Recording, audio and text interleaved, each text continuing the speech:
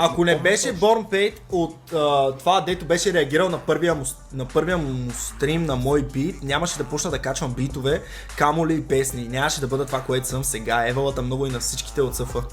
Ево, брат. Ева, такива коментари много те замислят наистина много. И на живо някой, примерно като ти го казва, брат, там ми се е случило някакво момченце от квартала, сега се ме засича.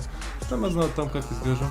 Те си ми вика, братле, гледал съм твои подкасти и такова, как си казал, как не трябва да се занимава с глупости, вика на мен си им предлагали това, гитки. Сега се, братле, да мета някакви работи, вика, братле, заради тебе не съм направил нищо от това, брат. Ти си инфлуенснал един човек да си оправи живота или по-скоро да елиминира, да не го усере. Да, това е бах ти чувството. Ти си като... чуйте, то ти си като лекар, бе, Копе. Да. Ти си като лекар, За някои хора да, но пък за други хора те буквално трябва да минат през това нещо. Те трябва да се опарат.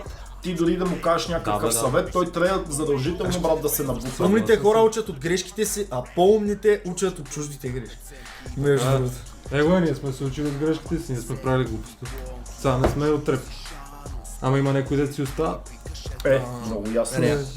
Реално това по-рано ли го каза за Фейсбук. Аз съм си качвал някакви постове и някакви работи от стрима във Фейсбук и там са гърмели най-много или са ме откривали някакви нови хора, което е скандално и аз